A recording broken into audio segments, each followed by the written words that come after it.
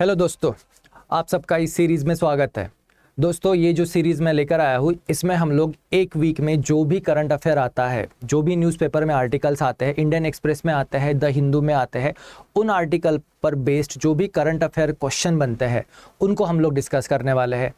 अब ये current affair तो भाई बहुत सारे सब्जेक्ट्स में होता है।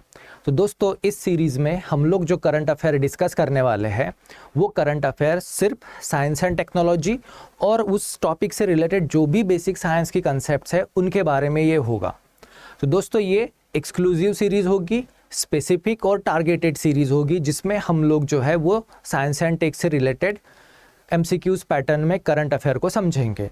तो दोस्तों, इसमें हम लोग MCQs लिया करेंगे जो भी इस अगस्त महीने के जो लास्ट वीक जो था 25 अगस्त से 31 अगस्त तक का, इसमें जो भी साइंस टेक से रिलेटेड आर्टिकल्स आए थे, उन आर्टिकल्स में जो भी करंट अफेयर से साइंस टेक के इम्पोर्टेंट टॉपिक्स थे उनको हम लोग डिस्कस करेंगे MCQ पैटर्न के हिसाब से। तो दोस्तों, ये मेरा टेलीग्राम चैनल है प्रफुल्ल के _ साइंस एंड टेक। इस चैनल पर मैं डेली जो न्यूज़पेपर के आर्टिकल हमारे लिए इंपॉर्टेंट होते हैं साइंस टेक के पर्सपेक्टिव से, बेसिक साइंस के पर्सपेक्टिव से, उन आर्टिकल्स की लिंक मैं आपके साथ शेयर करता हूँ। साथ ही उस आर्टिकल में जो भी इंपॉर्टेंट पॉइंट्स होते हैं, देखिए पूरा आर्टिकल तो हम पढ़ते ही है, पर उस आर्टिकल में से जो इंपॉर्टेंट पॉइंट्स होते हैं जो हमारे नोट्स का हिस्सा बनते हैं, वो पॉइंट्स मैं नीचे कॉपी पेस्ट करके भी आपको इस टेलीग्राम चैनल पर अवेलेबल कराता हूँ। दोस्तों, आइडियल सिनेरियो तो ये होता है कि भाई आपने पूरा आर्टिकल वो न्यूज़पेपर का पढ़ना चाहिए, पर अगर आप वो आर्टिकल पूरा नहीं पढ़ पाते हो तो एटलीस्ट मैंने इस चैनल पर जो भी अंडरलाइन नीचे टेक्स्ट जो उस आर्टिकल में से इम्पॉर्टेंट वाला पोस्ट किया होता है उसे भी अगर आप पढ़ लोगे तो भी आपकी बहुत सारी साइंस टेक की प्रिपरेशन हो जाती है। दोस्तों, साइंस टेक ऐसा सब्जेक्ट है जिसे रेगुलर बेसिस पे पढ़ना होता है। आप उसको एक साथ नोट्स में से लेके पूरा याद नहीं कर सकते। अगर आप डेली न्यूज़पेपर पढ़ते हो या मेरे इस चैनल से अगर आप वो करंट अफेयर के आर्टिकल्स में से वो स्पेसिफिक आर्टिकल्स भी पढ़ते हो पूरा न्यूज़पेपर ना पढ़ते हुए, या उनमें से भी एक और इफ़िशेंट वे कि मैंने जो भी चीज़ें अंडरलाइन पेस्ट की है उन्हें भी अगर आप पढ़ते हो तो भी दोस्तों आप आपकी आने वाली एग्ज़ाम के लिए एकदम निश्चिंत हो सकते हो। आपको कभी भी साइंस टेक इस सब्जेक्ट का कोई भी कभी टेंशन नहीं आएगा, और इससे रिलेटेड कोई भी क्वेश्चन अगर आता है करंट अफेयर बेस्ड तो दोस्तों आप उसका आंसर जो है वो लिख पाओगे। तो मैं ये होप करता हूँ कि आप मेरे इस टेलीग्राम चैनल को ज्वाइन करेंगे और उसी चैनल पर जो भी डेटा मैंने शेयर किया था उसी से रिलेटेड दोस्तों मैं ये करंट अफेयर आपके लिए लेकर आया हूँ। तो चलिए दोस्तों, इस करंट अफेयर को पढ़ते हैं और इसके बेसिस पर जो भी क्वेश्चंस पूछे जाते हैं उन्हें समझते हैं और उनके आंसर्स हम लोग देखते हैं। तो दोस्तों, ये हमारा सबसे पहला क्वेश्चन है, आप इसको स्क्रीन पर पढ़ सकते हो। तो चलिए दोस्तों, इस क्वेश्चन को पढ़िए।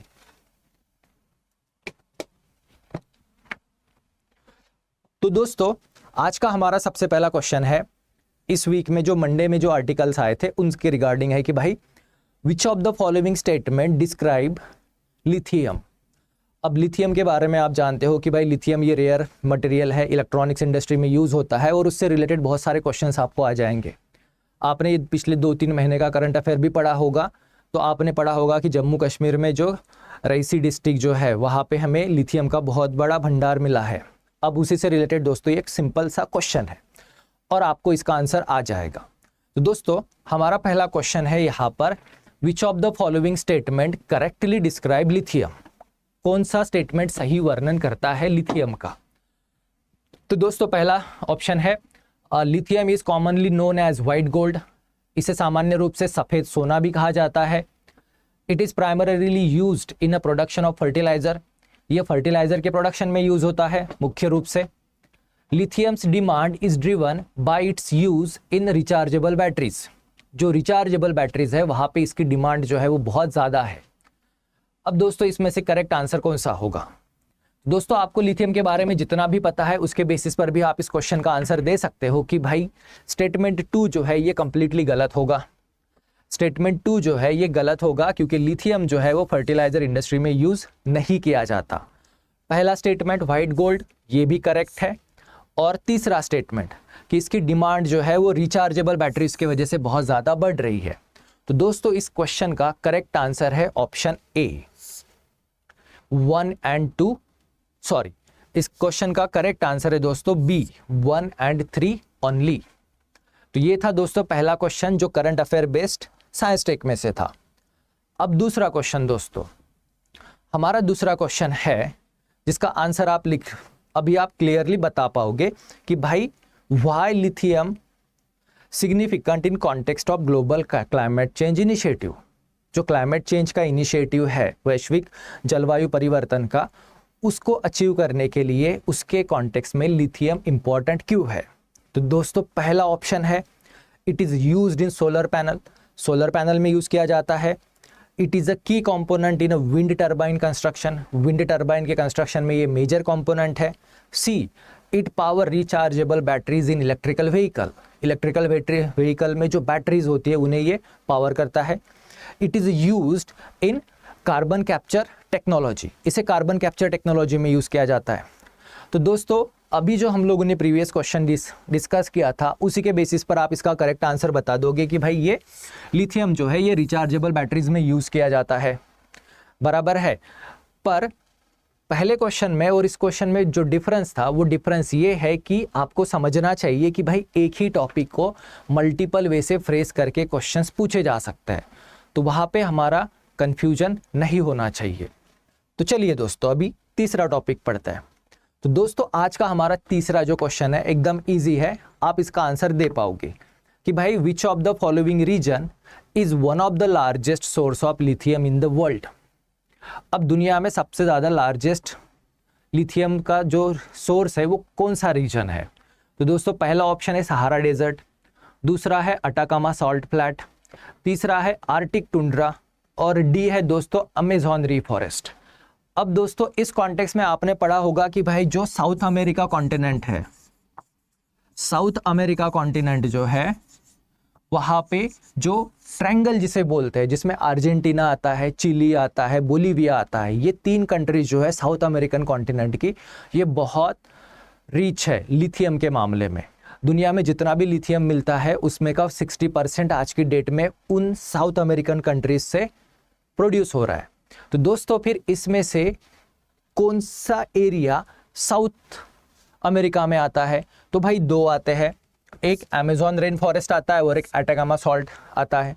अब ये क्वेश्चन इसीलिए इंपॉर्टेंट है क्योंकि दोस्तों चिली करके जो कंट्री है वहाँ पे ये अटाकामा सॉल्ट डेजर्ट है जहाँ पे लिथियम का प्रोडक्शन होता है, जिसके रिगार्डिंग हमें करंट में आर्टिकल आया था।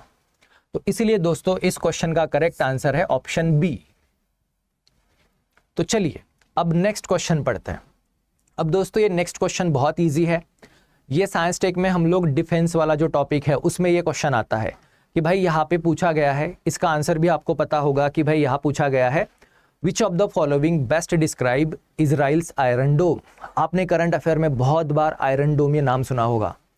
ये इजरायली एक सिस्टम है, हमें पूछा गया है कि भाई ये इजरायली सिस्टम किस कॉन्टेक्स्ट में काम करता है। तो दोस्तों आयरन डोम जो इजराइल का सिस्टम है वो क्या है। पहला ऑप्शन है naval defence system, second option है aerial defence system, third option है मिसाइल अटैक सिस्टम और चौथा ऑप्शन है दोस्तों रेडार सिस्टम। तो दोस्तों इस क्वेश्चन का करेक्ट आंसर जो है वो है कि भाई ये एक एयर डिफेंस सिस्टम है, एक हवाई रक्षा प्रणाली है। ठीक है दोस्तों, इसका आंसर सिंपल था। आप ये न्यूज़पेपर में बहुत बार बहुत दिनों से इसके बारे में आर्टिकल्स आ रहे हैं, जैसे यूएसए की पेट्रियट सिस्टम के बारे में आपने पढ़ा होगा। पेट्रियट भी एयर डिफेंस सिस्टम ही है यूएसए की। फिर रशियंस की भी आपने सुना होगा S-400, जिसको इंडिया ने रशिया से भी खरीदा है, इंडिया ने इसको रशिया से भी खरीदा है। तो ये रशियन एयर डिफेंस सिस्टम है जिसको इंडिया ने भी खरीदा है। तो आयरन डोम भी इसी की तरह एयर डिफेंस सिस्टम है। तो चलिए फिर अभी नेक्स्ट क्वेश्चन, ये भी रिगार्डिंग आयरन डोम ही है, सेम ही टॉपिक है, पर क्वेश्चन को दोस्तों थोड़ा अलग तरीके से यहाँ पे फ्रेज किया गया है। तो चलिए क्वेश्चन को पढ़ते हैं। क्वेश्चन है iron dome is primarily designed to intercept which of the following type of threat. Iron dome को डिजाइन किया गया था कि वो कौन से मुख्य खतरों से लड़ेगी। तो दोस्तों पहला ऑप्शन है रॉकेट्स, दूसरा ऑप्शन है आर्टिलरी शेल, तीसरा ऑप्शन है एयरक्राफ्ट और चौथा ऑप्शन है ड्रोन। अब जैसे लास्ट क्वेश्चन में हमने देखा था कि भाई ये एयर डिफेंस सिस्टम है, यानी जो भी एयर से टारगेट आते हैं उनको तो ये इंटरसेप्ट करेगी, उनके खतरों से तो ये डील कर लेगी। तो भाई ये रॉकेट को तो इंटरसेप्ट कर लेती है, जैसे आपने पढ़ा इजराइल पैलेस्टाइन कॉन्फ्लिक्ट में इजरायली सिटीज़ को जो है आयरन डोम ही बचा रहा है। वैसे ही दोस्तों विमानों को, ड्रोन्स को, इनको ये इंटरसेप्ट करती है, पर जो आर्टिलरी शेल्स होते हैं, तोपखाने के गोले जो होते हैं, इन्हें इंटरसेप्ट करने के लिए इसे डिज़ाइन नहीं किया गया है। इसे डिज़ाइन किया गया था रॉकेट्स के लिए, मिसाइल्स के लिए, विमानों के लिए, फाइटर जेट्स और ड्रोन्स के लिए। तो इसीलिए दोस्तों इस क्वेश्चन का करेक्ट आंसर क्या होगा? इस क्वेश्चन का दोस्तों करेक्ट आंसर होगा ऑप्शन सी, 1 2 4। ओके, तो चलिए अभी नेक्स्ट क्वेश्चन पढ़ते हैं। अब दोस्तों नेक्स्ट क्वेश्चन है हमारा, which of the following are India's satellite used primarily for meteorological observation. इनमें से कौन से सैटेलाइट्स हैं जो हमारा मौसम विभाग है वो वेदर फोरकास्टिंग के लिए यूज़ करता है? तो दोस्तों पहला ऑप्शन है इनसैट 3D, दूसरा ऑप्शन है इनसैट 3DR, तीसरा ऑप्शन है इनसैट 3DS और चौथा ऑप्शन है जीसैट 40।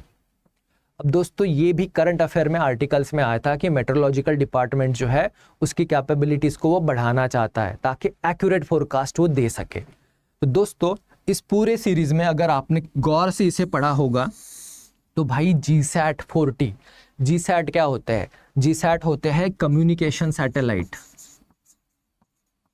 जीसैट जो होते हैं ये कम्युनिकेशन सैटेलाइट होते हैं, और तो फिर इसका वेदर फोरकास्टिंग के लिए तो यूज़ नहीं होगा। तो अगर आप नीचे ऑप्शंस देखोगे तो इनसैट सीरीज जो है ये वेदर फोरकास्टिंग के लिए यूज़ होती है। इसलिए दोस्तों अगर आप ऑप्शन 4 को हटा दोगे तो हमारा करेक्ट आंसर आ जाएगा ऑप्शन बी, 1 2 3। तो इनसैट 3D, इनसैट 3DR और इनसैट 3DS ये तीनों satellite meteorological department weather forecasting में यूज़ करता है। अब ये भी current affair based science and tech का क्वेश्चन था। अब चलिए नेक्स्ट क्वेश्चन पढ़ते हैं दोस्तों। इसके बारे में आपने जनरल साइंस में भी पढ़ा होगा और आप इसका आंसर दे दोगे। तो चलिए दोस्तों क्वेश्चन को पढ़ते हैं। क्वेश्चन है कि भाई what is the purpose of installing Doppler radar in a context of weather monitoring. अब दोस्तों डॉपलर रेडार और आ गया वेदर मॉनिटरिंग। अब डॉपलर रेडार को जो यूज़ किया जाता है वेदर फोरकास्टिंग के लिए, उसका काम क्या होता है? तो चलिए ऑप्शंस पढ़ते हैं। पहला है to reduce a number of weather monitoring station. भाई रिड्यूस करने के लिए तो नहीं होगा। Then to strengthen weather forecasting network, ये हो सकता है। तीसरा option to replace existing weather monitoring instrument, जिन्हें एग्जिस्टिंग मॉनिटरिंग सिस्टम भी डॉपलर रेडार पर ही बेस्ड है। To decrease the accuracy of weather forecasting. दोस्तों वेदर फोरकास्टिंग की एक्यूरेसी डिक्रीज करने के लिए तो नहीं होगा भाई, वो इंक्रीज करने के लिए ही होगा, यानी ऑप्शन डी तो गलत है। और ये रिप्लेसमेंट वाला तो सवाल ही नहीं आता, और ये रिड्यूस तो नहीं करेगा, उल्टा इंक्रीज करेगा। इसलिए दोस्तों इस क्वेश्चन का करेक्ट आंसर है ऑप्शन बी, मौसम निगरानी नेटवर्क को मजबूत करने के लिए। तो यहाँ पे जनरल साइंस में से जो टॉपिक आता है जो आप याद रखोगे कि भाई डॉपलर रेडार जो है ये वेदर फोरकास्टिंग के लिए इसे यूज़ किया जाता है। तो चलो दोस्तों अभी नेक्स्ट क्वेश्चन पढ़ते हैं। नेक्स्ट क्वेश्चन आया था, आपने स्पेस के बारे में पढ़ा होगा कि सुनीता विलियम्स जो है वो इंटरनेशनल स्पेस स्टेशन में ही फंस गई है, और नासा जो है उन्हें अभी नेक्स्ट ईयर वापस लाने वाला है फरवरी 2025 में। तो अभी स्पेस से रिलेटेड कुछ चीज़ें जो न्यूज़पेपर आर्टिकल में आई थी उनसे रिलेटेड कुछ क्वेश्चंस है, उन्हें समझते हैं। तो दोस्तों यहाँ पे सबसे पहला क्वेश्चन है, which of the following health complication is associated with extended exposure to microgravity in space. यहाँ पर आपको क्या पूछा गया है कि भाई स्वास्थ्य पे कौन से परिणाम होते हैं, किसके वजह से? माइक्रोग्रेविटी के वजह से। अब माइक्रोग्रेविटी जो स्पेस में एस्ट्रोनॉट्स रहते हैं उन पर ग्रेविटी का इम्पैक्ट नहीं होता, उन पर माइक्रोग्रेविटी का इम्पैक्ट होता है, जिसके वजह से उनके बॉडी पर बहुत सारे निगेटिव इम्पैक्ट्स होते हैं। तो उससे क्या होता है ये पूछा गया है, impact of microgravity on a body of astronaut. तो दोस्तों पहला ऑप्शन है डिक्रीज मसल मास, उनका मसल मास कम हो जाता है। इंक्रीज बोन डेंसिटी, उनकी बोन डेंसिटी इंक्रीज हो जाती है। तीसरा ऑप्शन है स्पेस एनीमिया, और चौथा ऑप्शन है इम्प्रूव्ड इम्यून रिस्पॉन्स। तो दोस्तों इसमें आप याद रखोगे कि भाई जो प्रतिरक्षा अनुक्रिया जो है ये उन्नत नहीं होती, इस पर निगेटिव इम्पैक्ट होता है, और जो मसल्स है उनकी डेंसिटी इंक्रीज नहीं होती, बल्कि उनकी डेंसिटी जो है वो डिक्रीज होती है। बोन की डेंसिटी जो है वो माइक्रोग्रेविटी में ग्रेविटी ना होने के वजह से डिक्रीज होती है। और फिर तीसरा ऑप्शन जो था डिक्रीज इन मसल्स, तो वो नहीं होता। तो दोस्तों इसका करेक्ट आंसर है, उन्हें डिसीज होती है स्पेस एनीमिया। स्पेस एनीमिया में उनके बॉडी में से आयरन का जो कंटेंट है वो कम हो जाता है, क्योंकि आरबीसीज जो है वो डिस्ट्रॉय होती है।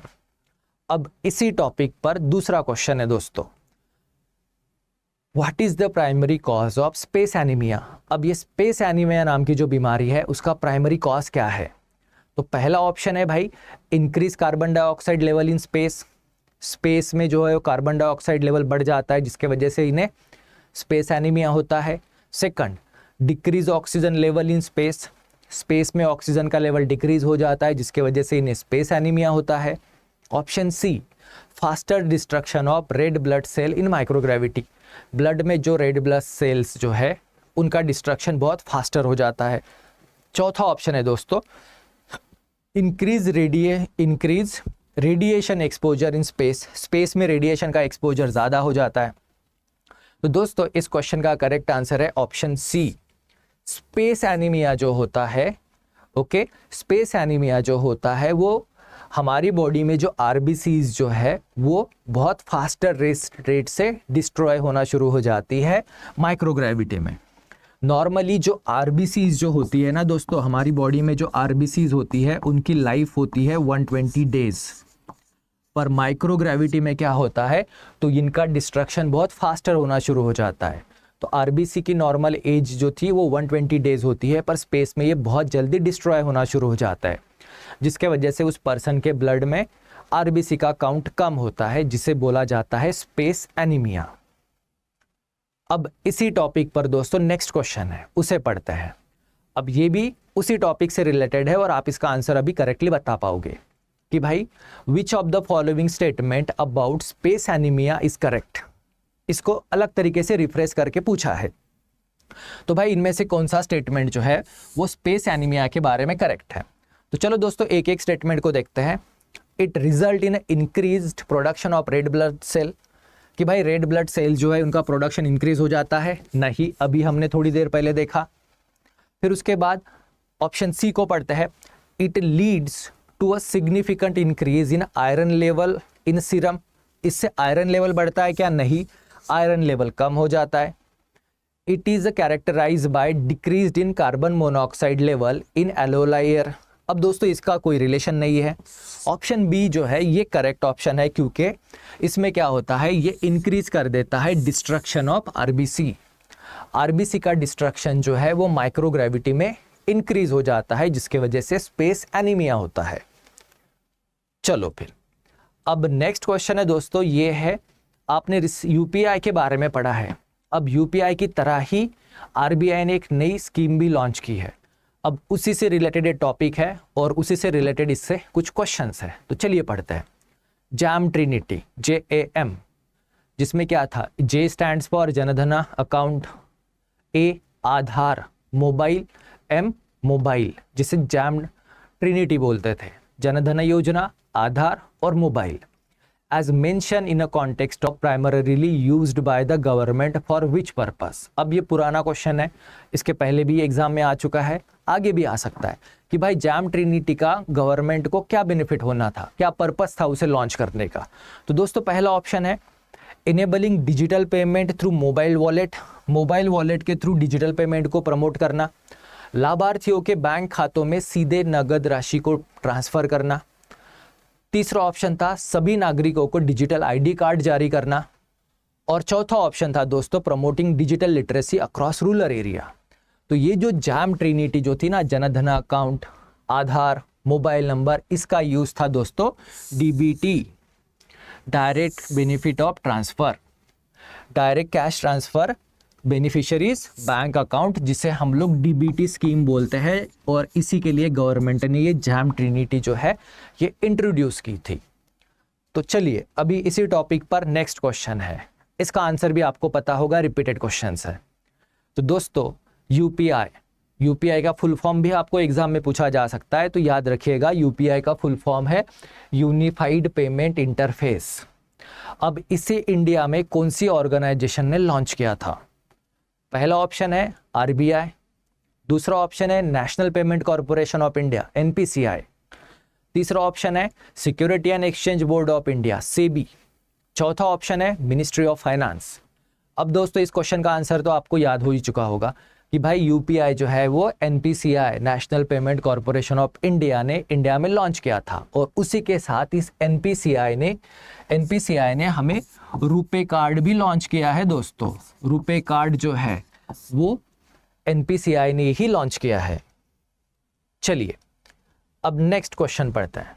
तो दोस्तों आरबीआई ने अभी रिसेंटली यूएलआई को लॉन्च किया है, यूएलआई। अब आप इसको ना याद रखोगे दोस्तों, ये यूएलआई क्या है? यूएलआई मतलब है यूनिफाइड लेंडिंग इंटरफेस, और इसे अभी रिसेंटली आरबीआई ने लॉन्च किया है। ओके, अब इसके नाम में लिखा है दोस्तों यूनिफाइड लेंडिंग इंटरफेस। यूपीआई क्या था? यूपीआई था यूनिफाइड पेमेंट इंटरफेस। तो चलिए इसी से रिलेटेड चारों ऑप्शन पढ़ते हैं और इसमें से करेक्ट वाले ऑप्शन को ढूंढते हैं। तो दोस्तों यूनिफाइड लेंडिंग इंटरफेस यूएलआई को आरबीआई ने किसके लिए लॉन्च किया था? तो पहला ऑप्शन है दोस्तों टू सिंप्लीफाई पेमेंट प्रोसेस। अब भाई पेमेंट प्रोसेस को सिंप्लीफाई करने के लिए तो यूपीआई को लॉन्च किया गया था, इसके लिए तो यूपीआई को लॉन्च किया था, तो पहला ऑप्शन तो हो नहीं सकता ए। अब है option B to enhance credit accessibility to promote innovation in financial services. तो बी ऑप्शन हो सकता है, क्योंकि भाई यहाँ पे क्रेडिट की बात हो रही है और यहाँ पे लिखा है लेंडिंग प्लेटफॉर्म। अब ऑप्शन सी पढ़ते हैं, to transfer cash benefit directly to UPI bank accounts. अब दोस्तों ये वाला भी नहीं हो सकता, इसके लिए तो जैम ट्रिनिटी को इंट्रोड्यूस किया गया था। अब option D to merge multiple bank accounts into single mobile application.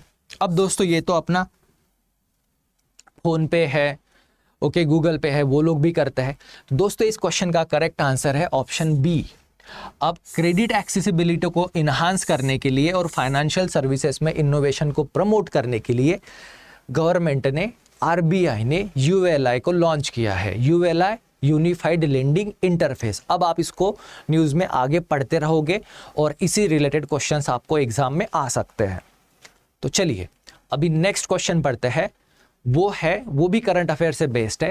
Recently जो हमारा फूड एंड ड्रग एडमिनिस्ट्रेशन है, इन्होंने कुछ मेडिसिन को बैन किया है।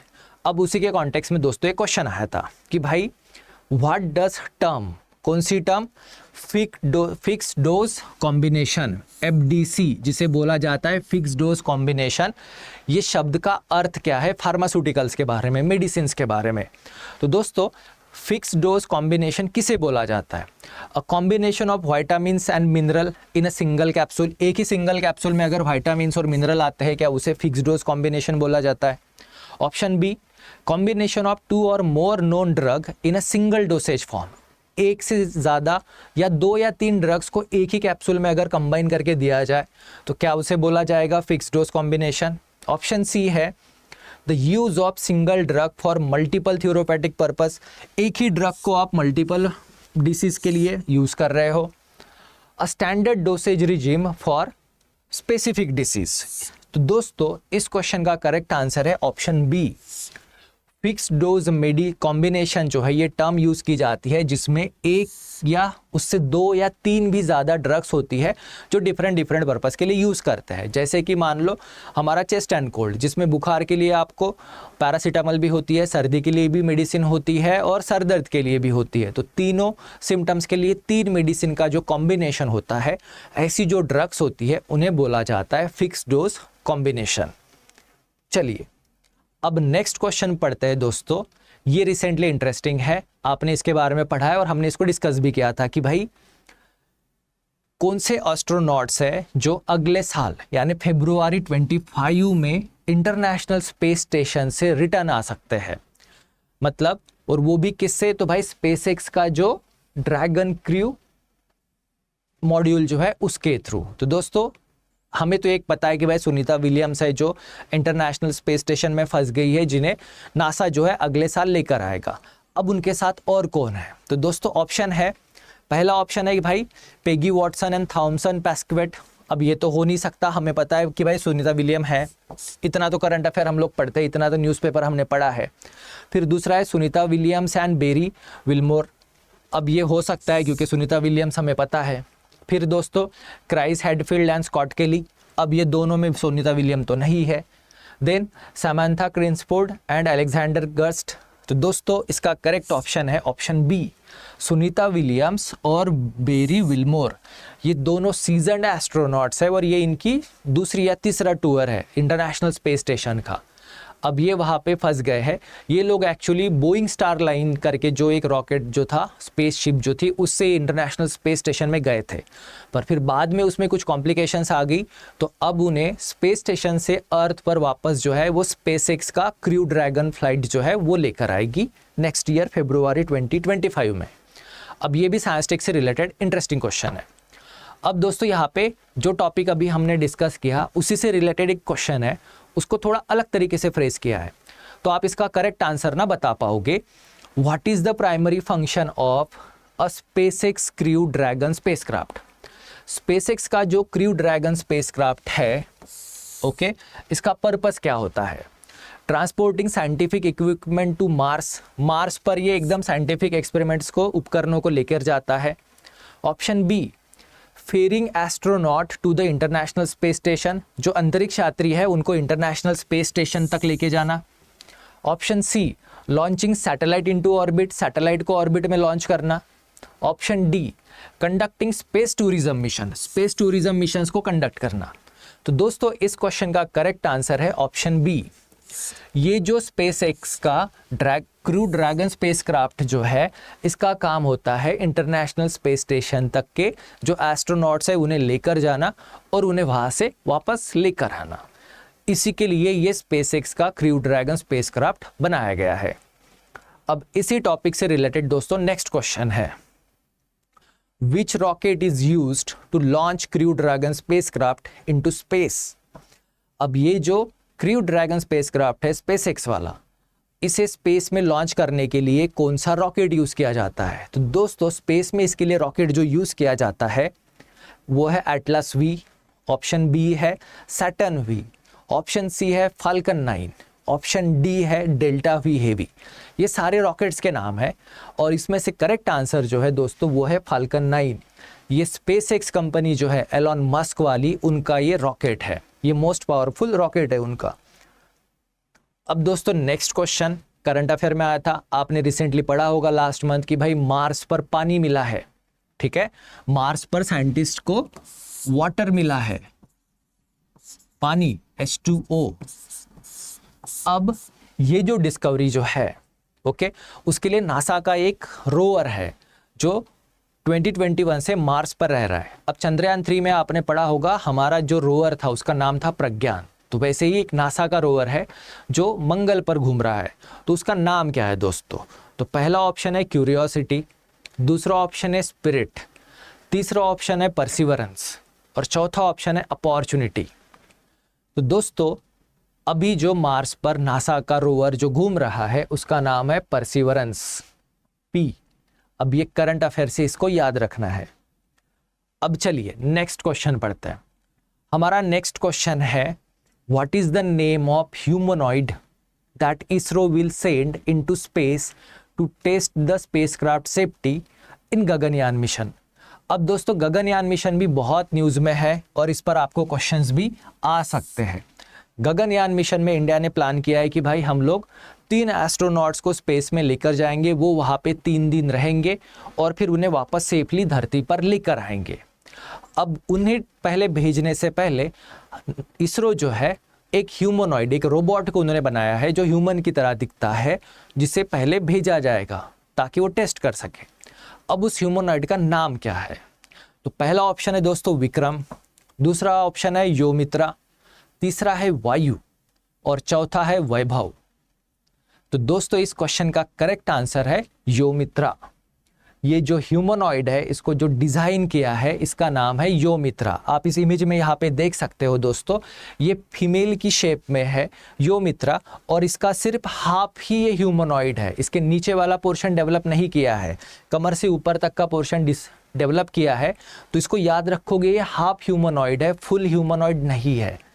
और इसे पहले स्पेसक्राफ्ट मिशन में भेजा जाएगा और इसके ऊपर जो भी इम्पैक्ट होगा उसे स्टडी किया जाएगा और उसके हिसाब से जो एक्चुअल ह्यूमन एस्ट्रोनॉट्स हैं उनके सिक्योरिटी सिस्टम को डिज़ाइन किया जाएगा।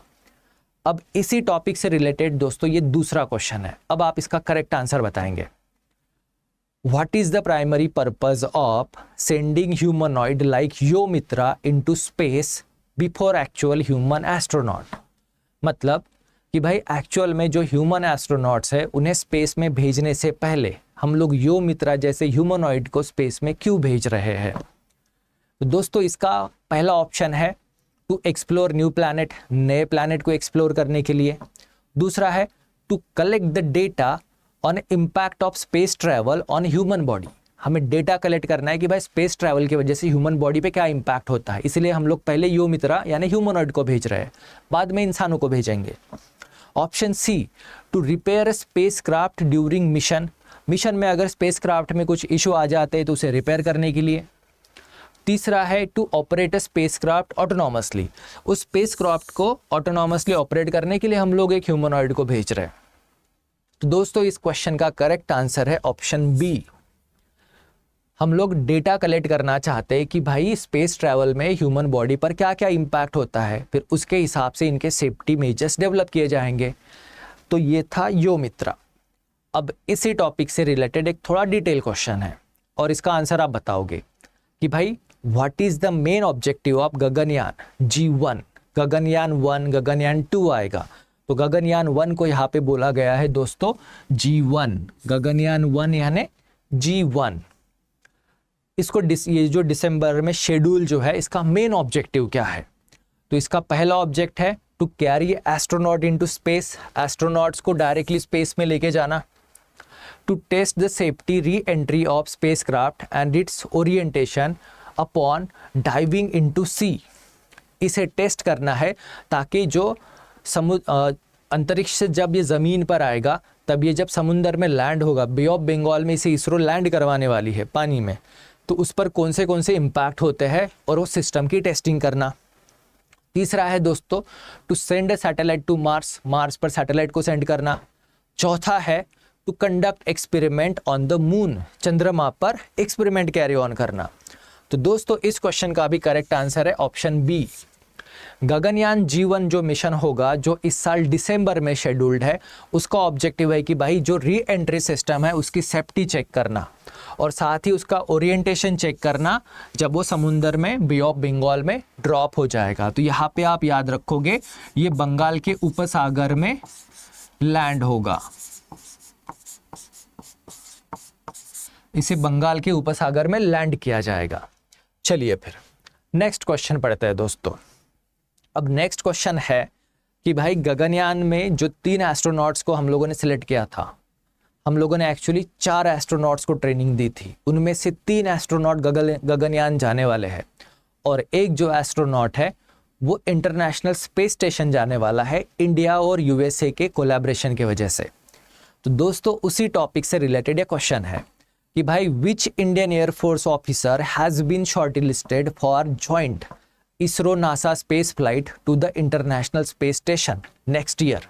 अगले साल इंटरनेशनल स्पेस स्टेशन में जो फ्लाइट होगी, जो इसरो और नासा का जॉइंट वेंचर है, उसके लिए कौन से एस्ट्रोनॉट को सिलेक्ट किया गया है? तो दोस्तों पहला ऑप्शन है group captain Prashant Balakrishna Nair. Option B है दोस्तों captain Ajit Krishnan. Option C है कैप्टन अंगद प्रताप और ऑप्शन डी है दोस्तों विंग कमांडर शुभांशु शुक्ला। तो दोस्तों इनमें से करेक्ट आंसर है विंग कमांडर शुभांशु शुक्ला।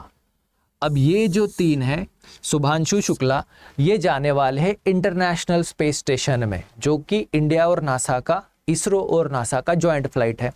फिर ये जो बचे 3 लोग हैं ना दोस्तों, इनको याद रखोगे, ये जाएंगे गगनयान में, ये तीनों जाएंगे गगनयान में।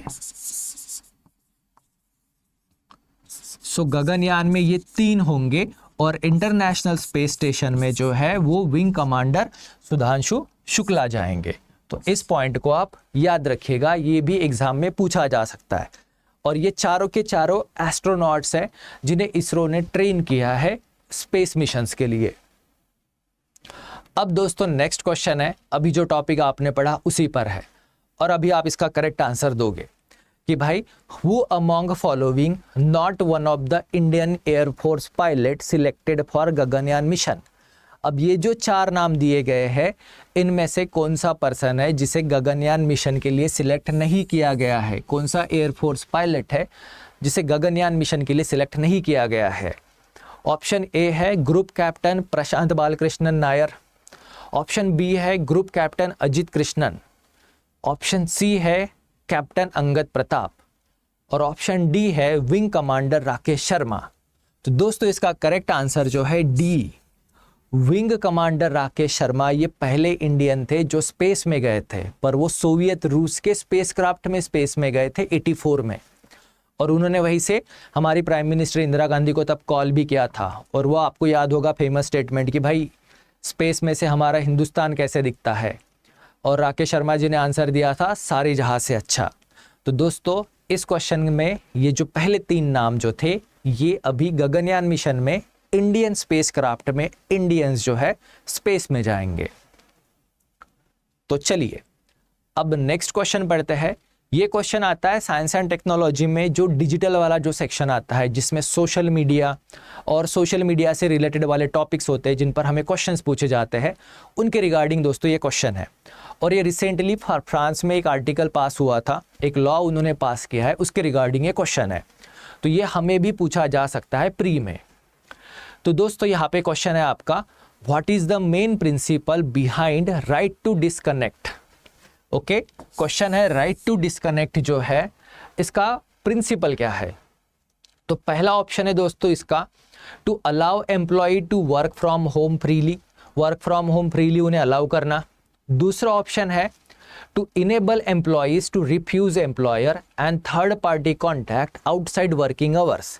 मतलब अगर आपकी शिफ्ट खत्म हो गई है, आप अगर अपने काम खत्म करके घर पे चले गए हो, आपकी शिफ्ट मान लो 9 से 5 की थी, आपने अपना काम करके आप घर पे चले गए, तो उसके बाद आप जो है वो अपने मैनेजर का या कंपनी के किसी ओनर का या कंपनी से रिलेटेड किसी भी थर्ड पार्टी के पर्सन का कॉल आप नहीं उठाओगे। आपने बहुत बार देखा होगा कि लोग घर तो चले जाते हैं पर फ़ोन पर काम, ईमेल पर काम कंटिन्यूअसली चालू होता है। तो राइट टू डिस्कनेक्ट में ये बोला गया है कि भाई राइट टू डिस्कनेक्ट अगर मिल जाएगा, जो फ्रांस में लॉ पास हुआ है, तो उसके बाद एम्प्लॉई ऑफिस से निकलने के बाद ऑफिस के काम से रिलेटेड कोई भी कॉल अगर उसे आता है तो वो उसे रिसीव करना बंद कर सकता है, वो उसे रिफ्यूज़ कर सकता है। ये ऑप्शन बी है। ऑप्शन सी है दोस्तों, restrict employee from using technology during office hour, कि भाई ऑफिस में अगर वो बैठे हैं तो वो मोबाइल फ़ोन या बाकी टेक्नोलॉजी ऑफिस टाइम पे यूज़ नहीं कर पाएंगे। ऑप्शन डी है to mandate over time work for all employee, कि भाई ओवर टाइम जो है वो मैंडेटरी कर सकते हैं। तो दोस्तों इस क्वेश्चन का करेक्ट आंसर जो है वो है ऑप्शन बी, कर्मचारियों को काम के घंटों के बाहर तीसरे पक्ष से संपर्क करने से वो इनकार कर सकते हैं। थर्ड पार्टी का कॉल लेने से या कंपनी से रिलेटेड कोई भी मैनेजरियल कॉल, फ़ोन कॉल या काम लेने से मना कर सकते हैं। उसे बोला जाता है राइट टू डिस्कनेक्ट, और ये अभी रिसेंटली फ्रांस ने अलाउ किया है। अब पढ़ते हैं दोस्तों नेक्स्ट क्वेश्चन है, ये स्टैटिक वाला है, इसके बारे में आपने बहुत बार पढ़ा होगा कि भाई LNG लिक्विफाइड नेचुरल गैस क्या होती है। ओके, या LNG के बारे में ये 4 स्टेटमेंट में से कौन सा स्टेटमेंट दोस्तों करेक्ट है। तो LNG है दोस्तों, पहला ऑप्शन है natural gas converted into solid state for easy transportation. Natural gas को यहाँ पे सॉलिड में कन्वर्ट कर दिया जाता है LNG में, किसके लिए, तो भाई ट्रांसपोर्टेशन के लिए, क्योंकि इंडिया या बाकी कंट्रीज जो है वो नेचुरल गैस को इंपोर्ट जो है इसी फॉर्म में करती है। अब दोस्तों यहाँ पे देखो, यहाँ पे लिखा है नाम में लिक्विफाइड और यहाँ पर लिखा है सॉलिड, यानी कि दोस्तों ऑप्शन ए तो हो नहीं सकता, ऑप्शन ए तो कैंसिल है अपना। अब पढ़ते हैं option B, natural gas that has been converted into liquid state at ultra low temperature. तो यहाँ पे नेचुरल गैस को आपने लिक्विड पे कन्वर्ट कर दिया, पर टेम्परेचर कौन सा है, अल्ट्रा लो, एकदम माइनस वाला। ऑप्शन सी है दोस्तों, a mixture of natural gas and other hydrocarbon. Natural gas और अदर हाइड्रोकार्बन के मिक्सचर्स को एलएनजी बोला जाता है। फिर ऑप्शन डी है natural gas in its gaseous state stored under high pressure. Natural gas को जो है वो स्टोर किया जाता है, पर किस में? हाई प्रेशर में स्टोर किया जाता है, जैसे कि हमारे एलपीजी में होता है। एलपीजी गैस जो हमारे घर में जो सिलेंडर में होती है वो अंडर हाई प्रेशर उसे स्टोर करते हैं, जिसके वजह से वो लिक्विड फॉर्म में होती है। तो दोस्तों एलएनजी क्या होता है? ये तो था एलपीजी, तो एलएनजी जो है ये है लिक्विफाइड नेचुरल गैस, मतलब यहाँ पे गैस को लिक्विड के फॉर्म में कन्वर्ट करते हैं और यहाँ पे टेम्परेचर जो होता है वो -160 डिग्री सेल्सियस के आसपास होता है, इसलिए इसे बोला जाता है दोस्तों अल्ट्रा लो टेम्परेचर। यानी इसका भी करेक्ट आंसर होगा ऑप्शन बी। अब पढ़ते हैं दोस्तों क्वेश्चन नंबर, नेक्स्ट क्वेश्चन जो है हमारा, अब ये भी दोस्तों नेचुरल गैस से रिलेटेड ही है। हमने अभी एलएनजी का क्वेश्चन देखा वैसे ही। तो क्वेश्चन है दोस्तों, what has Indian government been pushing regarding natural gas. अब नेचुरल गैस के बारे में इंडियन गवर्नमेंट ऑफ इंडिया का एजेंडा क्या है, पॉलिसी क्या है? तो पहला ऑप्शन है दोस्तों कि भाई exporting natural gas to neighbouring countries. जो नेबरिंग कंट्रीज है हमारे पड़ोसी देश जो है उनको नेचुरल गैस एक्सपोर्ट करना, ये गवर्नमेंट पॉलिसी है। देन ऑप्शन बी है दोस्तों decreasing the consumption of natural gas in favour of coal. Natural gas का कंजम्पशन कम करना और कोल का बढ़ाना। ऑप्शन सी है increasing domestic production of crude oil. हमारा जो देश में जो उत्पादन होता है डोमेस्टिक प्रोडक्शन जो है क्रूड ऑयल का यानी पेट्रोलियम का, उसे बढ़ाना। ऑप्शन डी है higher consumption of natural gas in India. हमें नेचुरल गैस का कंजम्पशन इंडिया में बढ़ाना है, हायर कंजम्पशन बढ़ाना है। तो दोस्तों इस क्वेश्चन का करेक्ट आंसर है गवर्नमेंट ऑफ इंडिया की जो पॉलिसी है नेचुरल गैस के रिगार्डिंग वो ये है कि हमें भारत में नेचुरल गैस का अधिकतम उपयोग करना है। हमें नेचुरल गैस का जो यूसेज है उसे बढ़ाना है। ये गवर्नमेंट ऑफ इंडिया की पॉलिसी है, ताकि हम लोग कोल और पेट्रोलियम से रिलायंस अपना कम कर सके।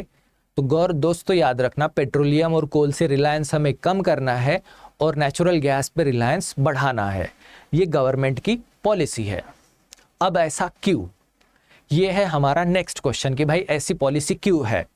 तो दोस्तों हमारा नेक्स्ट क्वेश्चन है why is natural gas considered better option compare to conventional hydrocarbon like coal and petroleum oil. दोस्तों नेचुरल गैस को कोल और पेट्रोलियम ऑयल जो कि हाइड्रोकार्बन है उनसे बेटर ऑप्शन क्यों माना जाता है? अब इस क्वेश्चन का आंसर आप बताओगे। तो दोस्तों यहाँ पे पहला ऑप्शन है it is more abundant in India. भाई ये इंडिया में बहुत मिलती है, पहला ऑप्शन। दूसरा it is far less polluting and usually cheaper than oil. भाई ये कम पोल्यूशन क्रिएट करती है और ये सस्ती है ऑयल के कंपैरिजन में। Option C it is easier to transport and store. इसको ट्रांसपोर्ट करना और स्टोर करना एकदम ईजी है। Option D it does not require liquefaction for transportation. अब ये लिक्विफैक्शन जो है ये एक प्रोसेस होती है जिसमें नेचुरल गैस को हम लोग लिक्विड के फॉर्म में कन्वर्ट करते हैं। तो उस प्रोसेस को नाम भी यहाँ से आप याद रख सकते हो कि भाई एलएनजी को लिक्विड के फॉर्म में कन्वर्ट करने वाली जो प्रोसेस है उसे बोला जाता है लिक्विफैक्शन। और इन्होंने क्या बोला? Does not require. भाई एलएनजी को तो लिक्विफैक्शन की ज़रूरत होती है, ऑप्शन डी तो हो नहीं सकता। तो दोस्तों इसका करेक्ट आंसर है कि भाई एलएनजी जो है ये कम प्रदूषणकारी है। ओके, बहुत कम प्रदूषण है और पेट्रोलियम के कंपैरिजन में सस्ती आती है। इसीलिए government of India natural gas का जो कंजम्पशन है, जो यूसेज है, उसे बढ़ाना चाहती है। अब दोस्तों ये सारे के सारे टॉपिक्स और क्वेश्चंस जो थे ये करंट अफेयर में से ही आए थे, जो साइंस टेक का करंट अफेयर था। इसलिए आप डेली न्यूज़पेपर को पढ़िए और उनसे अपने नोट्स बनाइए, और आप उसके लिए मेरे टेलीग्राम चैनल की हेल्प भी ले सकते हो। तो मैं आपसे अर्ज करूंगा कि आप उस ग्रुप पर ज्वाइन करें और डेली बेसिस पे करंट अफेयर को पढ़ें और साइंस टेक का जो भी डर है वो अपने दिमाग से निकाल दें। तो दोस्तों हमारा नेक्स्ट क्वेश्चन है casein belong to which category of nutrient in cows milk. अब दोस्तों कैसीन जो है ये गाय के दूध में हमें मिलता है, मिल्क में ये इंपॉर्टेंट है। पर ये क्या है? फैट्स है, कार्बोहाइड्रेट है, प्रोटीन है या विटामिन्स है? तो दोस्तों इस क्वेश्चन का करेक्ट आंसर है भाई कि मिल्क में कैसीन जो है ये प्रोटीन है। मिल्क में हमें जितने भी प्रोटीन मिलते हैं उनमें सबसे इंपॉर्टेंट प्रोटीन जो है वो है दोस्तों कैसीन। अब आप बताओगे इस कैसीन प्रोटीन को डाइजेस्ट करने के लिए कौन सा एंजाइम होता है, जो एग्जाम में पूछा जाता है। ओके, तो चलो अभी नेक्स्ट क्वेश्चन, ये भी थोड़ा बेसिक बायो पर से है। इससे रिलेटेड एक आर्टिकल आया था एक्स क्रोमोसोम और वाई क्रोमोसोम के लेंथ के बारे में, तो चलो उससे रिलेटेड कुछ बेसिक साइंस के भी क्वेश्चंस कर लेते हैं। अब ये बेसिक साइंस का क्वेश्चन है, इसका आंसर आप लोगों को पता होगा कि भाई ह्यूमन बीइंग्स में कितनी पेयर्स होती है क्रोमोसोम्स की, और उनमें से कितने ऑटोसोम्स होते हैं। दोस्तों यहाँ पे दो टर्म्स आई है, एक आई है क्रोमोसोम और एक आई है ऑटोसोम्स। तो सबसे पहला क्वेश्चन है कि भाई ह्यूमन में क्रोमोसोम्स की कितनी पेयर होती है। ठीक है दोस्तों, पेयर पूछी है तो भाई 23 पेयर्स तो होती है, यानी सी और डी तो गया। अब ये 23 पेयर्स में से कितने ऑटोसोम्स होते हैं, तो दोस्तों 23 में से 22 ऑटोसोम्स होते हैं, और जो थर्ड जो पेयर होती है उसे सेक्स क्रोमोसोम्स बोलते हैं, XX और XY। अब दोस्तों यहाँ पे नेक्स्ट क्वेश्चन है, इसका भी आंसर पता होगा, ये भी बेसिक साइंस वाला क्वेश्चन है कि भाई which chromosome is responsible for male specific trait. Male specific traits के लिए कौन सा क्रोमोसोम रिस्पॉन्सिबल होता है, X chromosome, Y chromosome, 21st chromosome, mitochondrial DNA. तो दोस्तों इस क्वेश्चन का करेक्ट आंसर है वाई क्रोमोसोम। दोस्तों फीमेल में जो है वो XX क्रोमोसोम होता है और मेल में XY क्रोमोसोम होता है। ओके, तो ये Y क्रोमोसोम है जो मेल कैरेक्टरिस्टिक्स डेवलपमेंट में मेजर रोल प्ले करता है। अब दोस्तों इसी टॉपिक पर नेक्स्ट क्वेश्चन है, जो करंट अफेयर में आया था, जिस पर एक बहुत अच्छा आर्टिकल भी आया था और उससे रिलेटेड क्वेश्चंस हमें पूछे जा सकते हैं। उसी टॉपिक से रिलेटेड जो बेसिक साइंस की कंसेप्ट जो थी उसके कुछ क्वेश्चंस हमने अभी प्रीवियसली देखे, 2 क्वेश्चंस। अब ये current affair based science technology का क्वेश्चन है, तो आप अभी इसका आंसर बताओगे। What has been observed about Y chromosomes over millions of years. लाखों वर्षों में वाई क्रोमोसोम का जो ऑब्जर्वेशन किया गया है तो उससे हमें क्या पता चला है। तो भाई पहला ऑप्शन है it has been increasing in size, कि वाई क्रोमोसोम का साइज जो है वो बढ़ रहा है मिलियंस ऑफ ईयर्स में, हज़ारों सालों में, लाखों सालों में। It has been losing genes and reducing size, Y chromosome का साइज जो है वो कम होते जा रहा है। It has been remained unchanged, वो सेम है। और it has gained more genes than X chromosome, इसने एक्स क्रोमोसोम से ज़्यादा जीन्स ले लिए हैं। तो दोस्तों करंट डिस्कवरी जो है उसमें ये पाया गया है कि भाई वाई क्रोमोसोम जो है ना उसका साइज जो है वो दिन ब दिन कम होते जा रहा है। नॉर्मली भी दोस्तों जो एक्स क्रोमोसोम होता था उसके कंपैरिजन में वाई क्रोमोसोम का साइज कम था।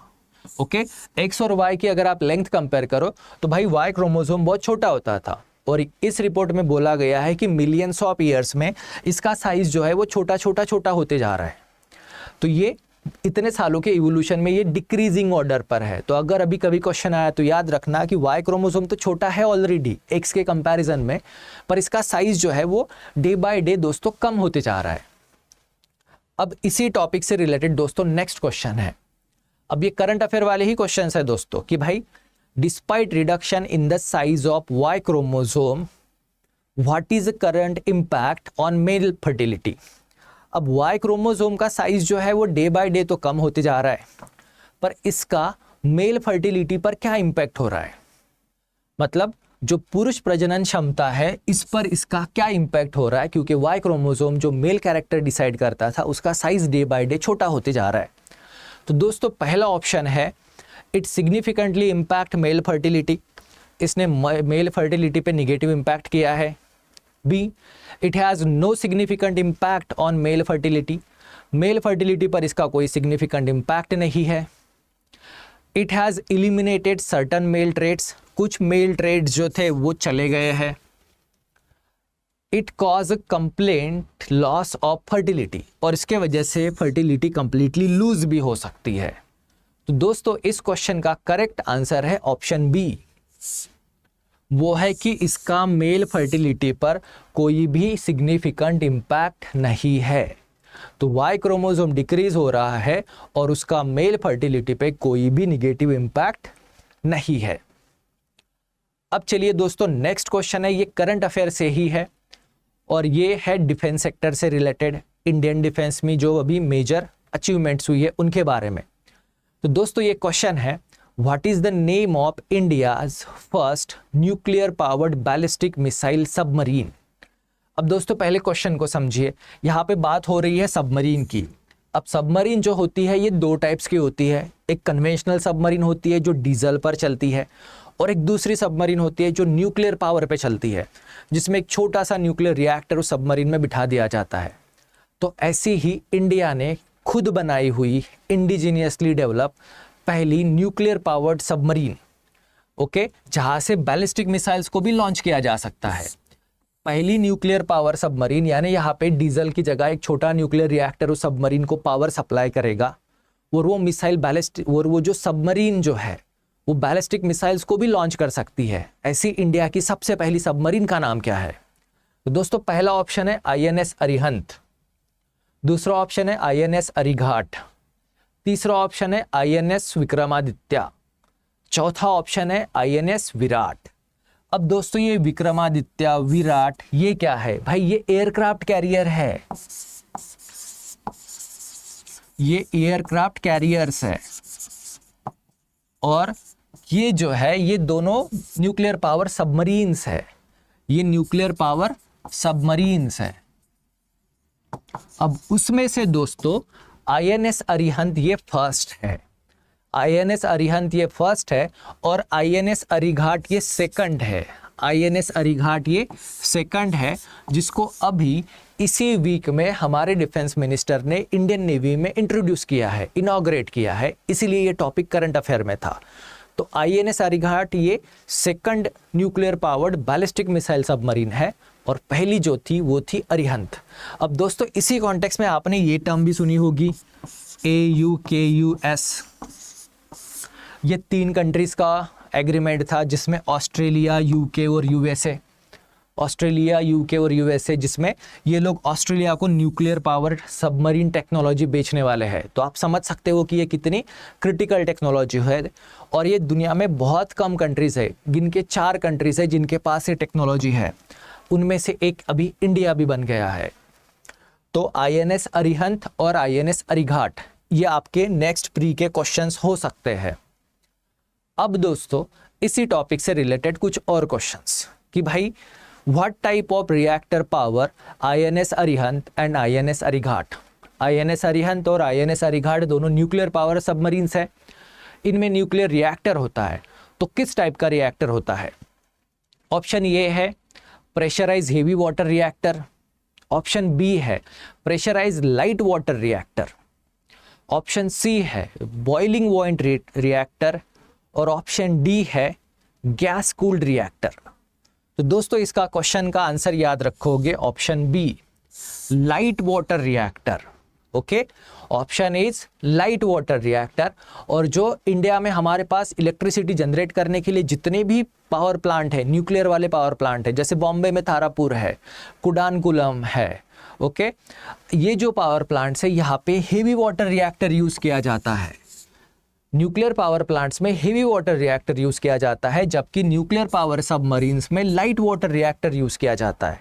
भाई अब ये हेवी वाटर लाइट वाटर क्या होता है? तो दोस्तों हमारा नॉर्मल वाटर तो होता है H2O, हेवी वाटर होता है दोस्तों D2O। अब इसमें D2D क्या है? तो भाई ये ड्यूटेरियम है, आइसोटोप है हाइड्रोजन का, ड्यूटेरियम हाइड्रोजन का आइसोटोप है जिसका एटॉमिक मास 2 होता है, यानी 1 न्यूट्रॉन ज्यादा होता है, उसे हम लोग बोलते हैं हेवी वाटर। अब चलिए नेक्स्ट क्वेश्चन पढ़ते हैं। इसी टॉपिक से रिलेटेड नेक्स्ट क्वेश्चन है कि भाई what role does Arighat play in India's defence strategy. अब अरिघाट, INS अरिघाट के बारे में पढ़ा, अब ये कौन सा रोल प्ले करेगी इंडिया की डिफेंस स्ट्रैटेजी में? तो दोस्तों पहला ऑप्शन है enhance India's conventional nuclear power, conventional जो है अपना ट्रेडिशनल जो पावर है उसको बढ़ाएगी। Option B strengthen India's nuclear triad and nuclear deterrence, nuclear triad और न्यूक्लियर डेटरेंस को ये मजबूत करेगी। Option C increase India's missile defence capability, India की मिसाइल डिफेंस कैपेबिलिटीज को बढ़ा देगी। Option D, focus on cyber warfare, ये साइबर वॉरफेयर पे फोकस करेगी।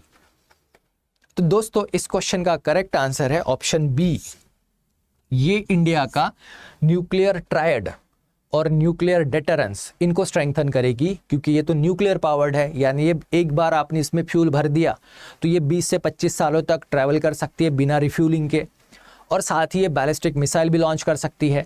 यानी हम लोग यहाँ पे न्यूक्लियर पावर्ड अगर मिसाइल रखते हैं, न्यूक्लियर वॉरहेड वाली मिसाइल्स रखते हैं, तो ये दुनिया में कहीं पे भी जाके किसी भी कंट्री पे अटैक कर सकती है। तो इससे हमारा न्यूक्लियर डेटरेंस जो है वो मजबूत होगा और हमारा न्यूक्लियर ट्रायड भी पक्का होगा। अब इसी कॉन्टेक्स्ट में फिर दोस्तों एक क्वेश्चन आ गया भाई, सिंपल, कौन सा, इसका आंसर आप बता दोगे। Which of the following submarine are part of India's nuclear triad, कौन सी सबमरीन है जो न्यूक्लियर ट्रायड का पार्ट है। तो पहला ऑप्शन है दोस्तों INS Vikrant and INS Virat. भाई ये दोनों तो एयरक्राफ्ट कैरियर है, उसमें से INS विक्रांत तो रिटायर भी हो गया है। फिर option B INS Kalvari, INS Khanderi. दोनों ये दोस्तों ये दोनों की दोनों सबमरीन है, पर ये scorpion class conventional power submarine है, मतलब ये डीजल पर चलने वाली सबमरीन है, स्कॉर्पियन क्लास, जिसे हमने फ्रांस से खरीदा था। फिर है option C Arihant and Arighat, okay.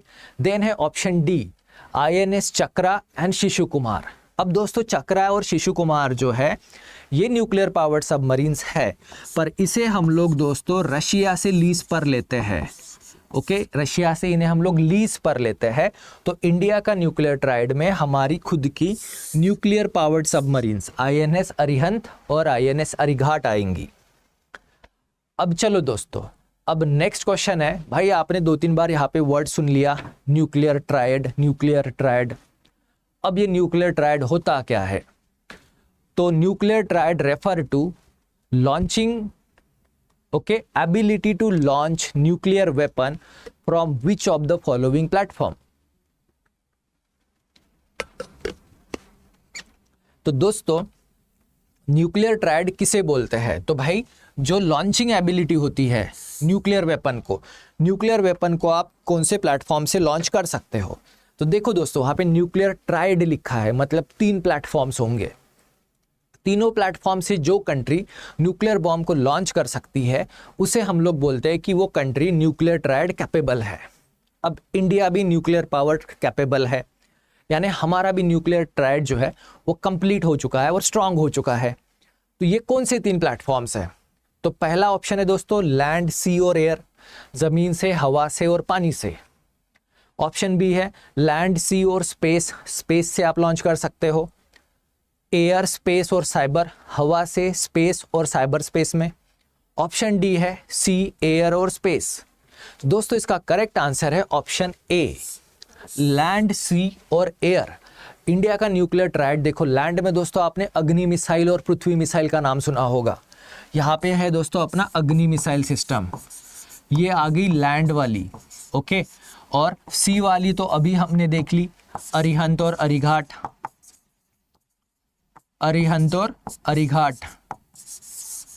तो फिर भाई एयर वाला क्या है दोस्तों। एयर वाला है हमारे पास सुखोई और राफेल, सुखोई और राफेल। तो इनको आप याद रखोगे, ठीक है, न्यूक्लियर ट्रायड। अब दोस्तों नेक्स्ट क्वेश्चन है हमारा लेजर के बारे में। अब रिसेंटली इसके बारे में एक आर्टिकल आया था कि भाई फिजिक्स और मेडिकल साइंस कहाँ पे कंबाइन होता है। अब लेज़र टेक्नोलॉजी को यूज़ किया जाता है दोस्तों आपके किडनी स्टोन की सर्जरीज़ में, आई वाली सर्जरीज़ में।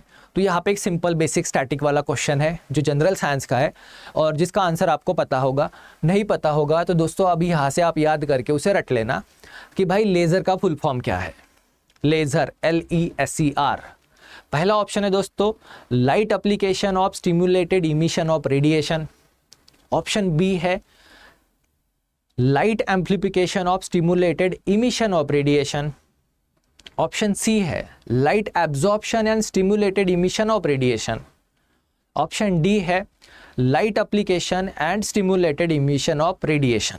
दोस्तों इसका करेक्ट आंसर है option B, light amplification by stimulated emission of radiation. Okay, light amplification by stimulated emission of radiation को लेजर बोलते हैं। जैसे आपने सोनार का किया होगा, रेडार का किया होगा, वैसे ही लेजर का भी थोड़ा सा याद रखिएगा, एग्जाम में पूछा जा सकता है। अब दोस्तों नेक्स्ट क्वेश्चन है, ये भी बेसिक फिजिक्स वाला है, इजी है, आप इसका आंसर पता होगा कि what does the term photon refer to in a context of Einstein's की थ्योरी। सो दोस्तों फोटोन जो है ये आइंस्टाइन की थ्योरी में किसे बोला जाता है?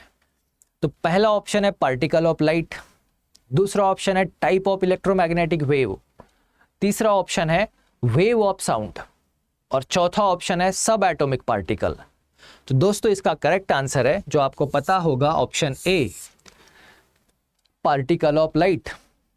तो लाइट दोस्तों ड्यूअल नेचर है, वो वेव्स भी है, एनर्जी भी ट्रांसफर करती है, पर उसमें पार्टिकल भी होते हैं फोटोन, जिनकी वो मूवमेंट भी करती है। तो इसलिए हम लोग लाइट को प्योर वेव नहीं बोलते, उसे ड्यूअल नेचर बोलते हैं। ये बेसिक फिजिक्स है अपना। अब दोस्तों नेक्स्ट क्वेश्चन है ग्रीन हाउस गैस इमिशन के बारे में कि भाई what does heat trapping ability of methane compare to carbon dioxide. अब दोस्तों दोनों की दोनों, कार्बन डाइऑक्साइड और मीथेन, ओके, कार्बन डाइऑक्साइड और अपना मीथेन, ये दोनों की दोनों ग्रीन हाउस गैसेस है। अब इन दोनों ग्रीन हाउस गैसेस में से जो इनकी हीट ट्रैपिंग की जो कैपेबिलिटी है, यानी सबसे ज्यादा हीट कौन ट्रैप करता है, उसके बारे में हमें पूछा गया है, वो भी 20 ईयर्स में। 20 ईयर्स में कौन इनमें से सबसे ज्यादा हीट को ट्रैप करेगा? तो पहला क्वेश्चन है, ऑप्शन है दोस्तों, methane trap less heat than CO2। Methane जो है ये CO2 से कम हीट ट्रैप करता है। ऑप्शन बी है methane trap the same amount of heat as CO2। Methane और CO2 जो दोनों है ये 20 साल में सेम हीट को ट्रैप करेंगे। फिर तीसरा ऑप्शन है दोस्तों, methane trap around 84 times as much heat as CO2।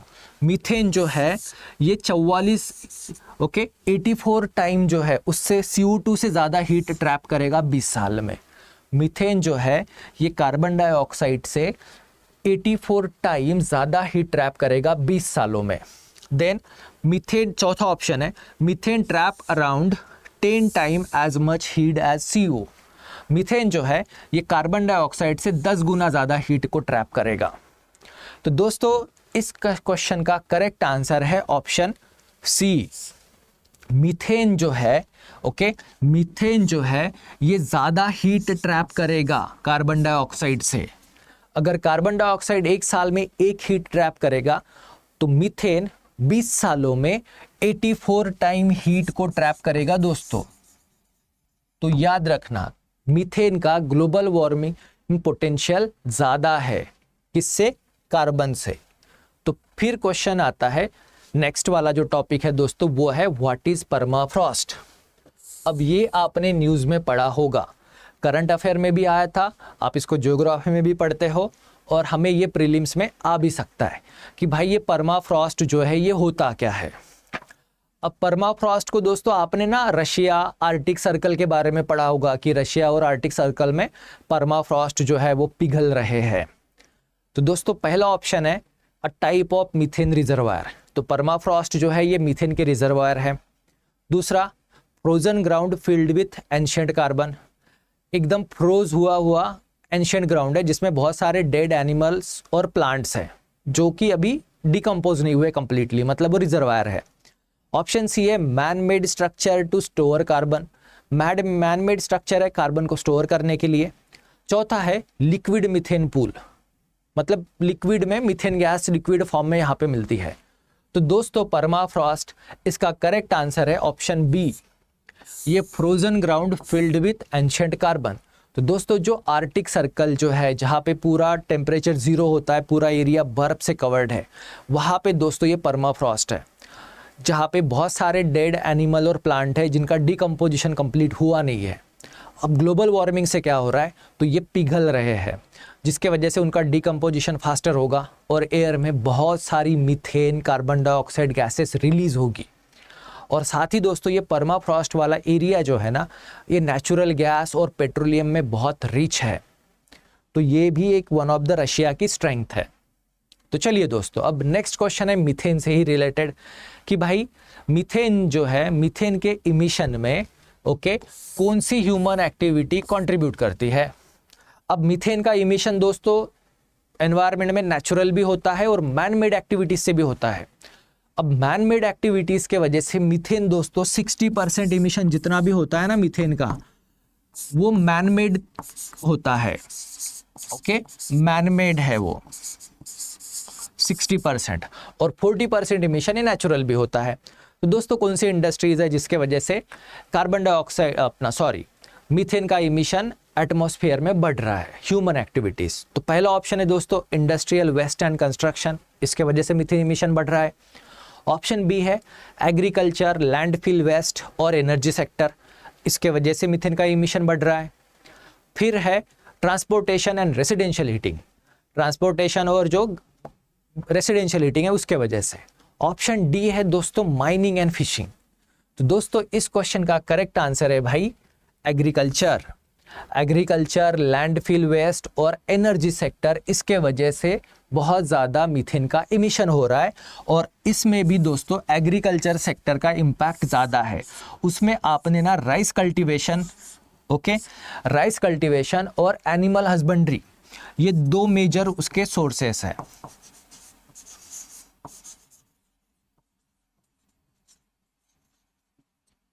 Okay, animal husbandry, cattle का जो भी, गाय की जो भी पॉपुलेशन बढ़ी है वो भी मीथेन गैस के इमिशन में कंट्रीब्यूट करती है। अब दोस्तों नेक्स्ट क्वेश्चन है हमारा, छोटा सा है कि भाई how does the cost of nano urea compare to traditional urea when converting same area. अब दोस्तों नैनो यूरिया के बारे में आपने पढ़ा होगा और गवर्नमेंट भी अभी नैनो फर्टिलाइजर्स का यूज जो है उसे प्रमोट कर रही है। तो यहाँ पे क्वेश्चन ये पूछा गया है कि भाई नैनो यूरिया की कॉस्ट कितनी होती है और जो हमारा ट्रेडिशनल यूरिया जो आता है जिसे हम लोग केजी के हिसाब से बैग्स में खरीदते हैं, जो हमारा ट्रेडिशनल यूरिया है इसकी कॉस्ट कितनी होती है अगर आप सेम एरिया को कवर करोगे। यानी दोस्तों सिंपल लैंग्वेज में 5 एकड़ अगर आपका लैंड है, ओके, 5 एकड़ लैंड में आप जो नैनो यूरिया यूज़ करोगे, ओके, नैनो यूरिया जो यूज़ करोगे उसकी कॉस्ट कितनी होगी, और उसी के साथ जो ट्रेडिशनल अपना यूरिया है, बैग वाला यूरिया जो है उसे यूज़ करोगे तो उसकी कॉस्ट कितनी होगी। इन दोनों की कॉस्ट में कितना डिफरेंस होगा। मतलब 5 एकड़ लैंड में मैं बैग वाला यूरिया यूज़ करता हूँ या नैनो यूरिया यूज़ करता हूँ, तो मुझे कौन सा सस्ता पड़ेगा और कौन सा महंगा पड़ेगा, ये क्वेश्चन है। तो दोस्तों पहला ऑप्शन है नैनो यूरिया मोर एक्सपेंसिव, कि भाई नैनो यूरिया बहुत महंगा पड़ेगा। ऑप्शन बी है नैनो यूरिया चिपर है, नैनो यूरिया बहुत सस्ता पड़ेगा। तीसरा ऑप्शन है दोनों सेम है, नैनो यूरिया और ट्रेडिशनल यूरिया। चौथा ऑप्शन है nano urea not available in same quantity, nano urea जो है वो सेम क्वांटिटी में अवेलेबल नहीं होगा। तो दोस्तों इस क्वेश्चन का आंसर है ऑप्शन ए, कि भाई नैनो यूरिया महंगा पड़ेगा। अभी मैं ट्रेडिशनली मेरे 5 एकड़ की ज़मीन में जितना बैग वाला यूरिया यूज़ करता हूँ उसकी जगह अगर मैं नैनो यूरिया यूज़ करूँगा तो मुझे 5 एकड़ का लैंड कवर करने के लिए जितना नैनो यूरिया लगेगा उसकी कॉस्ट जो है वो ज़्यादा होगी। यानी नैनो यूरिया ट्रेडिशनल यूरिया से एक्सपेंसिव है। तो फिर भाई क्वेश्चन आता है कि नैनो यूरिया के बारे में, इसके बारे में कौन सा स्टेटमेंट करेक्ट होगा। अब ये जो क्वेश्चन है दोस्तों वो इसलिए कि भाई नैनो यूरिया अगर मुझे महंगा पड़ रहा है तो फिर मैं नैनो यूरिया क्यों यूज़ करूँगा, या गवर्नमेंट नैनो यूरिया को क्यों प्रमोट कराना चाहती है। तो दोस्तों क्वेश्चन का ऑप्शंस है कि भाई नैनो यूरिया के बारे में कौन सा स्टेटमेंट ट्रू है, कि नैनो यूरिया भाई क्यों यूज़ करेंगे अगर ये महंगा है तो। पहला ऑप्शन है it is cheaper and less effective than traditional urea, traditional urea से ये सस्ता है और लेस इफेक्टिव है। दोस्तों हम लोगों ने लास्ट क्वेश्चन में पढ़ा था, तो ऑप्शन ए तो हो नहीं सकता, ये गलत है। अब ऑप्शन बी पढ़ते हैं, it cover larger area than traditional urea, ये ट्रेडिशनल यूरिया से ज़्यादा एरिया कवर करेगा। दोस्तों ये भी हमने लास्ट क्वेश्चन में पढ़ा है, ये वाला भी स्टेटमेंट गलत है। फिर है ऑप्शन 3, द कॉस्ट मोर पर एकड़ but is more environment friendly, कि भाई ये कॉस्टली तो है एकड़ के हिसाब से पर ये एनवायरमेंट फ्रेंडली है, ये हो सकता है। ऑप्शन डी है it require more water than traditional urea, इसको ज़्यादा पानी लगता है ट्रेडिशनल यूरिया से। दोस्तों इस क्वेश्चन का करेक्ट आंसर है ऑप्शन सी कि भाई नैनो यूरिया जो है ये महंगा है पर ये एनवायरनमेंट फ्रेंडली है, इसके वजह से ज़्यादा नाइट्रस ऑक्साइड एनवायरनमेंट में रिलीज नहीं होता और प्लांट को ये स्लो फॉर्म में सफिशिएंटली नाइट्रोजन अवेलेबल करा देता है। तो दोस्तों ये थे सारे क्वेश्चंस। अब हम लोग कुछ लास्ट क्वेश्चंस हमारे बाकी है उनको पढ़ते हैं। तो दोस्तों नेक्स्ट क्वेश्चन है हमारा, what is the name of central scheme to promote use of drones for agriculture. अब दोस्तों ड्रोन्स आप सबको पता होगा, ड्रोन्स आप सबको पता है, हम लोगों ने शादियों में या फिल्म शूटिंग इधर उधर आपने ड्रोन्स को देखा है। अब गवर्नमेंट ऑफ इंडिया ड्रोन्स का इस्तेमाल जो है वो एग्रीकल्चर सेक्टर में प्रमोट करना चाहती है। तो एग्रीकल्चर सेक्टर में प्रमोट करने के लिए सेंट्रल गवर्नमेंट ने एक स्कीम लॉन्च की है, उस स्कीम का नाम क्या है। तो पहला ऑप्शन है नमो ड्रोन इनिशिएटिव, दूसरा ऑप्शन है नमो ड्रोन दीदी, तीसरा ऑप्शन है नमो फार्म टेक, चौथा ऑप्शन है नैनो एग्री ड्रोन। तो दोस्तों इस क्वेश्चन का करेक्ट आंसर है नमो ड्रोन दीदी। ये सेंट्रल गवर्नमेंट की स्कीम है जो एग्रीकल्चर में ड्रोन का इस्तेमाल प्रमोट करना चाहती है, याद रखिएगा ये सेंट्रल गवर्नमेंट स्कीम है। अब नेक्स्ट क्वेश्चन है भाई, Which of the following is not benefit of using drone for agricultural application। अब ड्रोन को तो गवर्नमेंट एग्रीकल्चर सेक्टर में प्रमोट कर रही है, पर इनमें से कौन से एग्रीकल्चर सेक्टर में ड्रोन यूज ना करने के बेनिफिट है, ड्रोन यूज करने के बेनिफिट्स है। तो पहला है, अगर आप एग्रीकल्चर में ड्रोन यूज करते हो तो भाई कॉस्ट रिड्यूस हो जाएगी, पहला ऑप्शन। दूसरा, इंक्रीज क्रॉप यील्ड, क्रॉप आपका उत्पादन बढ़ जाएगा। इन्हांसिंग यूनिफॉर्मिटी इन एप्लीकेशन, ये सारी जगह पे यूनिफॉर्मली अप्लाई कर सकता है। इंक्रीजिंग लेबर कॉस्ट, तो दोस्तों अगर आप ड्रोन यूज़ करोगे तो भाई लेबर थोड़ी ना यूज़ करोगे, तो ये लेबर कॉस्ट को डिक्रीज कर देगा, यानी कॉस्ट भी रिड्यूस होगा, यील्ड भी बढ़ेगा और यूनिफॉर्मिटी भी आएगी डिस्ट्रीब्यूशन में। ये तीनों बेनिफिट होंगे ड्रोन इस्तेमाल करने के। और अगर आप ड्रोन इस्तेमाल करोगे तो लेबर कॉस्ट दोस्तों डिक्रीज होगी, इंक्रीज नहीं होगी, डिक्रीज होगी। तो दोस्तों ये था इस पूरे वीक का science tech based questions MCQ patterns में। अब ऐसे ही हम लोग हर वीक में आपके लिए सीरीज लाते रहेंगे जिसमें पूरे वीक में जितने भी करंट अफेयर के आर्टिकल्स आते हैं साइंस टेक से रिलेटेड, और उन आर्टिकल्स में जो भी इंपॉर्टेंट पॉइंट्स है जिन पर क्वेश्चंस बना के आपको पूछा जा सकता है, उन क्वेश्चंस को हम लोग हर हफ्ते इस सीरीज़ में डिस्कस किया करेंगे। तो आज जो हमने डिस्कस किया ये सारे के सारे क्वेश्चंस अगर आपको पीडीएफ फाइल के फॉर्म में चाहिए तो दोस्तों आप मेरे इस टेलीग्राम चैनल पर ज्वाइन कर लीजिए। इस टेलीग्राम चैनल पर दोस्तों आपको ये सारे एमसीक्यूज़ की जो पीडीएफ फाइल है वो अवेलेबल हो जाएगी। और उसी के साथ दोस्तों अब से हर संडे को हम लोग एक ऐसे ही सीरीज़ लेकर आया करेंगे जिसमें इस पूरे वीक का करंट अफेयर आपको क्वेश्चन के फॉर्म में एमसीक्यू के पैटर्न में प्रेजेंट किया जाएगा और डिस्कस किया जाएगा। तो दोस्तों अगर आपको ये सीरीज़ और इस सीरीज़ की आइडिया अगर पसंद आई है तो प्लीज़ आप लाइक और शेयर कीजिए, और आपके कमेंट्स जो है, लाइक्स जो है, वही इस चीज़ को आगे बढ़ाएंगे। सो आई होप कि इससे आपको बहुत फ़ायदा मिलेगा, डेफिनेटली मिलेगा, और आपका प्रिपरेशन जो है साइंस टेक के मामले में बहुत ही कम टाइम कंज्यूमिंग होगा और बहुत ही ज़्यादा इफ़िशिएंट होगा। आपको बहुत अच्छे मार्क्स इसमें मिलेंगे। तो चलिए दोस्तों फिर आज के लिए थैंक यू, धन्यवाद, bye bye and best of luck.